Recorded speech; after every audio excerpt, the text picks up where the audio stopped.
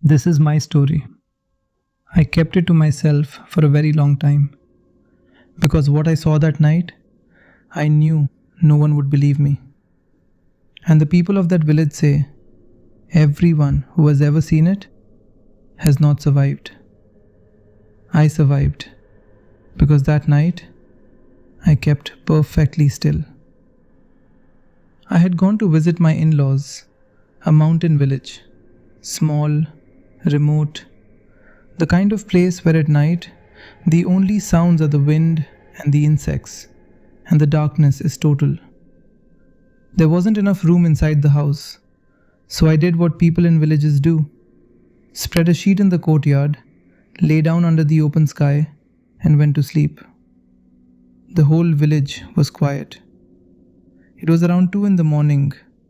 I woke up. My stomach was unsettled. I needed to go up the mountain. That's how things worked in that village. No indoor facilities.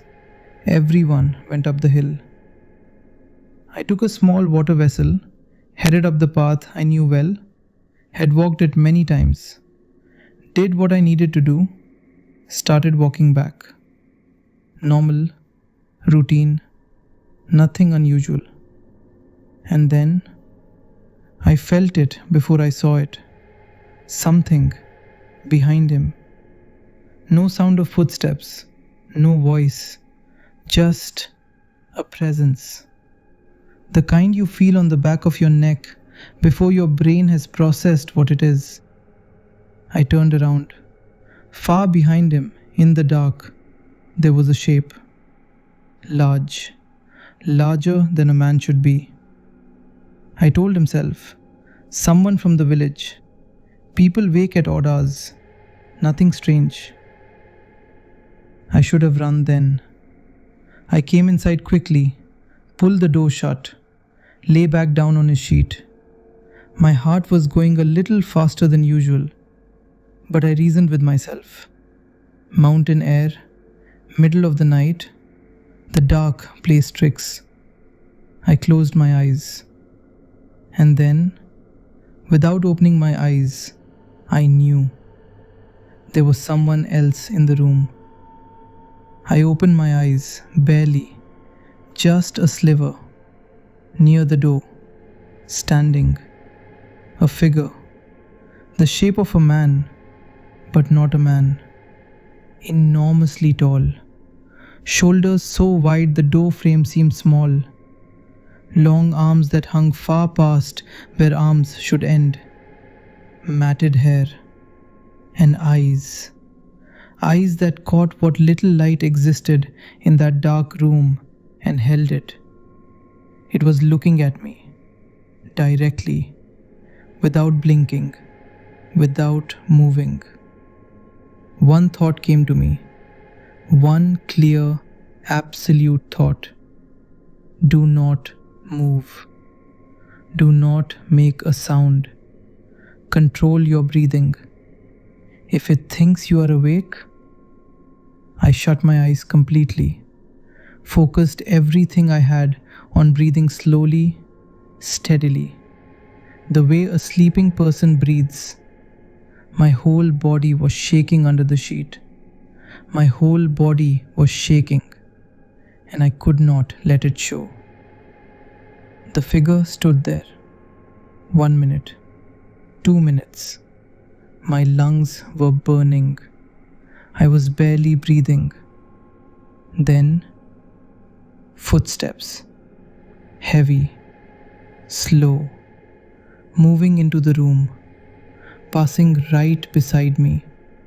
So close, I felt a change in the air. It stopped. In front of it, there was a clay pot, full of water. I watched through barely open eyes. The figure reached out toward the pot, and in one motion, in one single motion, it drained the entire pot. A full clay pot of water, gone in one swallow. The kind of volume a grown man could not manage in 3 or 4 tries. For this, nothing. Then it turned toward me, looked at me, and walked out. I lay there. I didn't move. I didn't speak. I didn't cry. I just lay there the whole night until morning, until I heard other people stirring, voices, the sounds of a village waking up. Only then did I open my eyes fully, and I told them what had happened. The villagers listened and looked at each other. Then someone said, "That was the Jind." In the mountain communities of that region, the Jind is known. Not a ghost, not quite a creature, something that exists in the high places, that comes down at night, and anyone who encounters it alone on the mountain at night. The bodies found on that mountain over the years, no marks, no explanation, just gone. All of them, they say, had gone up the mountain alone at night. All of them had seen the Jind. The village elder turned to me and said, "You are lucky."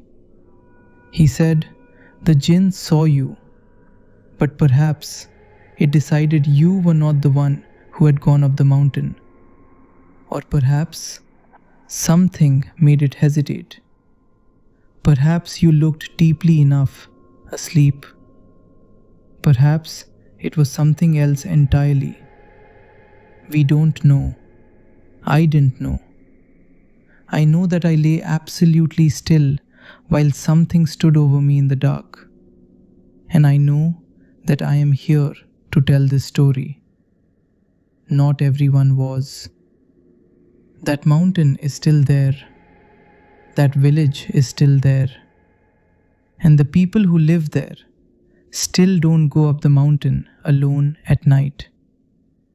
I haven't spoken much about this over the years, but I said one thing that stayed with me. The scariest moment was not when it walked in. It was when it turned and looked at me before it left. Because in that moment, I wasn't sure anymore that I had fooled it.